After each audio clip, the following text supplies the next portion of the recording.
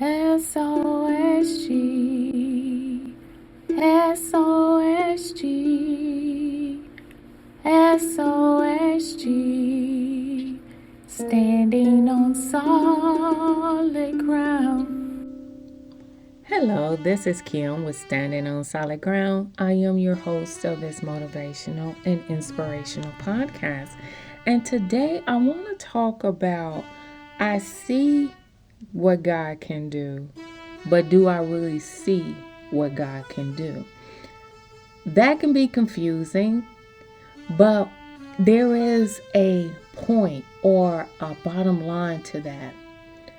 All the times that we've asked God to help us through situations or cried out to God, knowing that He can help us through whatever crisis that we're facing, and we can see His hand because we know that no one else could have done whatever it is that we've asked Him to do but God. That out of the question, if we try to do it ourselves, we will fail. So we know that we see God in the midst of whatever problem or situation we are faced or encountered with. However, when things go back to normal, meaning when things are finally calm and everybody is back into their routine and things is going well, we tend to ignore God's blessings because we feel like I got this now. God had to help me through that trying time. But now that I'm through this and now that I'm past it, I got it now, God. I got it.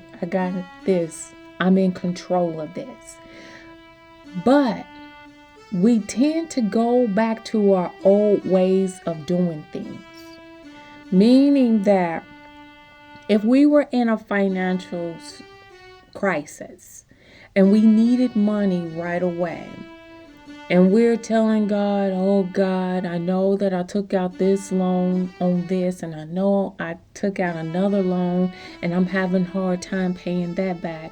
If you would just make a way for me where I can pay these loans off, plus get my bills back on track, I won't ever do that again, because I see that it's more of an obstacle in my way instead of an aid to my need.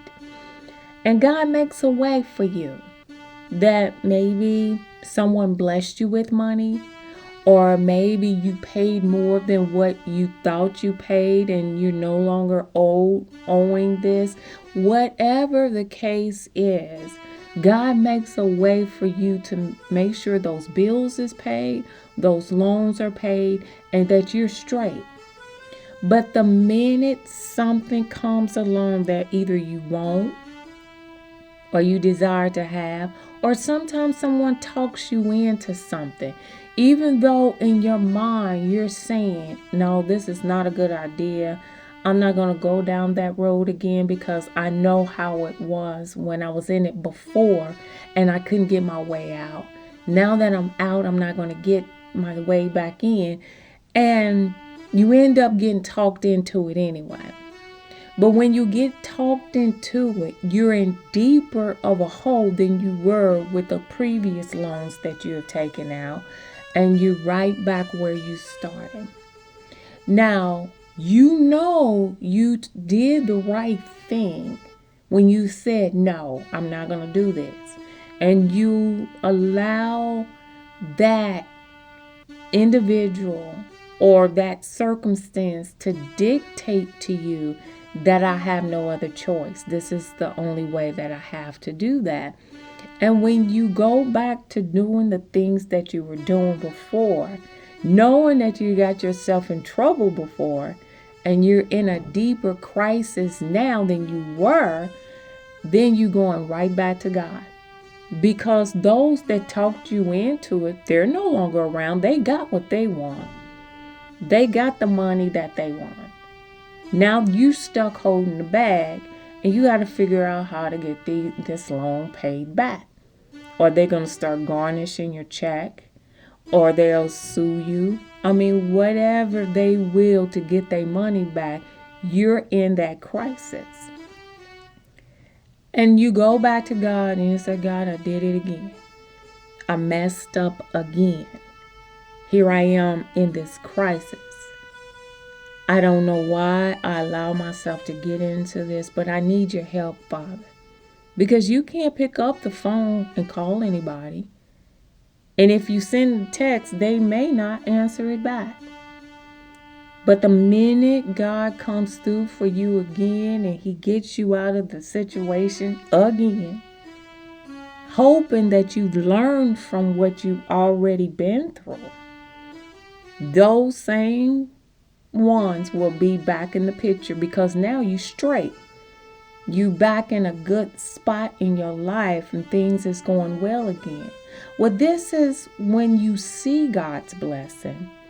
But when you do wrong, you tend to ignore what God has already done for you. You tend to turn that blind eye because you know what you're about to do is wrong. You know that God has already bought you out of those crises before. And here you are, you're going to put yourself right back in that debt again. And then when God don't get in a hurry to answer you, you get mad at God. God has already told you, don't get yourself back in this case again. Don't get yourself in trouble again. Stay out of trouble. You know, we always will tell our children, if you lay with dogs, you're going to get up with fleas. And whenever you are doing things that is against the will of God and you know that it's against the will of God, trust me, you're going to need a flea collar after a while. Because sin is not going to change. It's still going to get you in trouble. In order for you to stay on that path, in order for you to walk that journey and stay focused on God, is that you have to tell the devil, no, I'm not doing that. No, I'm not going that route. No, I'm not going to take out another loan. If God has brought me through this before, he can bring me through anything else that I find myself facing. And this is where our faith in God comes in. We see the blessings of God, but in some cases, we find ourselves turning our back on God and doing what we want to do until we get ourselves in trouble again. And then we need help, and we have only God to get that help from. Because while you living good and high on the hog and you got the money and you can party and go get your hair done and go get your clothes tailored and you can do all this. You can have your parties and you got your buddies. But the minute that last dollar is gone, and you looking around for people to help you pay your house payment or your car payment. You're looking for someone to help you put food on the table or clothes on your kids' back. There's nobody there but God. The son that left the father, he wanted all of his inheritance. And he wanted to leave and go and have fun. He had all the friends. He had all the women. He was living the life. But when he was down to dirt, meaning when he didn't even have so much as a place to lay his head, there was no one there for him. No one to take him in and say, come on here. Come on and take a bath and let me get you something to eat. Where was all those friends then? They were gone. But God can show you how much he can bless you and how much he can give you. And he does these things time and time and time again. And he never has failed you. He's never fallen short of his blessings. But one sin can detach you. One thing wrong can make a blemish, make a spot on your white robe. God can't look up on that sin. He can't look up on our ungodliness, not even a speck. Because he's looking at, look at all that I've done for you. And this takes me back to the children of Jacob, which we all know is the children of Israel. And he said, look at everything that I've done for you. I brought you out of Egypt. When you traveled by day, you had a cloud over your head. When you traveled by night, you had a light that guided you. Your shoes never were worn. You never had blisters on your feet. When you were hungry, you received manna from heaven. When you were thirsty, I gave you water from a rock. Look at all that I've given you. But yet you go to do your whoredom. You go and you create these molten images.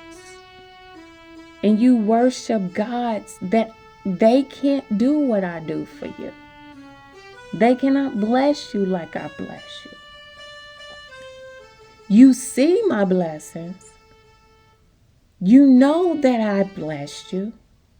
But you sin anyway. You turn a blind eye to me. Why? Why do you do that? And God already knows the answer. But he asks us because he wants us to pay attention to what we're doing. We are receiving the blessings from him as he pours them out from the kingdom of heaven. But on the other hand, when he gives us these blessings, we want to feed our flesh too. See, God is spiritual. And he wants us to be spiritual. He wants us to be more spiritual. But we tend to go towards our physical needs. And every single time the children of Israel work against God and do exactly the opposite of what he asked them to do, he cursed them. He kill them. He'll make them starve. He won't give them anything to drink. He will not prosper them. And it is simple. When you do the things of God, things will go well for you. Now, there are times when the old devil will show his face, and you have to recognize him and put him back in his place to let him know, oh no, Satan, get thee behind me. You're not going to succumb me. I'm not going to give in to you. I'm resisting you. And then you send him on his way. God loves us so much, just like he loves the children of Israel. He loves us too. And when he blesses us, we need to recognize that any sin that we commit in our life, any sin, can be the separation from God. It is a detachment. And it's not God detaching himself from us. It's we're detaching ourselves from him. We pull ourselves away from him when we sin. It's almost like a child going in a mall with a parent. And, the parent has this child's hand. and they see something that they really, really want, and they'll do everything. They'll whine, they'll have a fit, they'll throw a tantrum to go where they want to go because they see something enticing to them, that's interesting to them, that they want to hold or touch or whatever it may be, and they'll pull away. Well, imagine God holding our hands, and He's walking with us the journey that He wants us to travel, and we see something that we like, that we want to pull away from God and go to. The difference is between a parent holding a child's hand and God holding our hand. God will let us go. Not because He wants to let us go, but because we're forcing the issue by pulling ourselves away from God. And where we leave God, that's where He's going to stand. And He'll watch you and go do whatever it is that you want to do. And He'll watch you go whatever road that you're going to travel. But the problem is, God is not going to walk with you the wrong way. He's just going to keep an eye on you to see if you'll come back. Like that father waited on that son to come back home to him.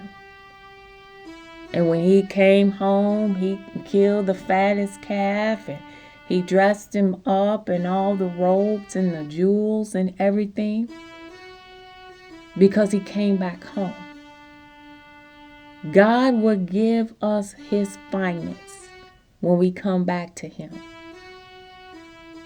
But see, what He gives us when we walk away is only limited. It's not going to last forever. Being with God is the only way those blessings is going to last forever. But if we leave God, it's going to be temporal. Because the more that Satan takes over our being, the less of God will be in our life. Now, we'll know who God is when we're in trouble and when we need help or when we're sick. But when we out here having fun, God may hear us, but He may not respond to us. That the protection that He has around us, the gate will slowly go down around us, because the devil now has control of you.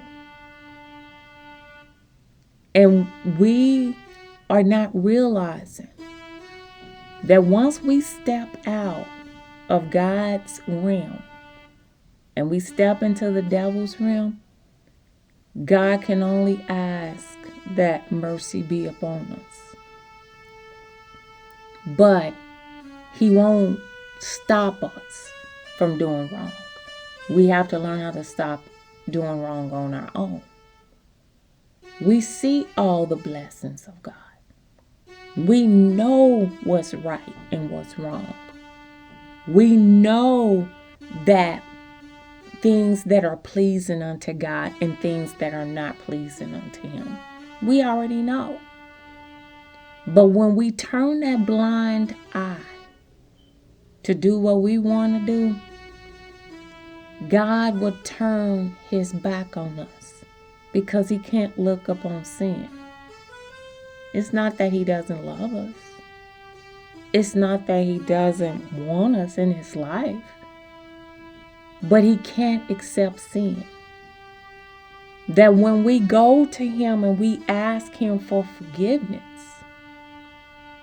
we're kneeling down before the throne of grace and mercy, but He covers His eyes because He can't look upon sin. But once the Lord washes us and cleanses us with His blood and clean our spirits and clean us up, then God can place His eyes back on us. It's like when we look, if we can look upon God, He's a bright light. Our eyes would not be able to sustain him. But just like he's a bright light, sin is great darkness to him, and he can't look upon sin. Glory in God is powerful. Although it may seem like it's a long journey, it's never boring. Because God has a sense of humor. He knows how to make you smile. All you got to do is just stick with it, believe in Him, trust in Him, walk with Him, talk with Him, pray to Him, praise Him, acknowledge Him, and stay away from that sin.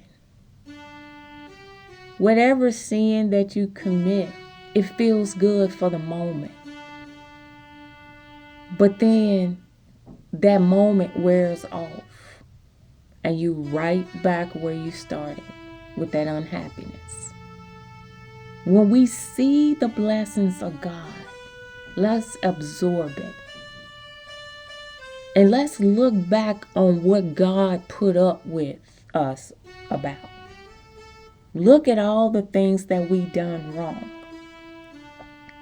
Look at all the things that God had to correct in our life and clean up. And look at all the blessings that He has bestowed upon you to this day.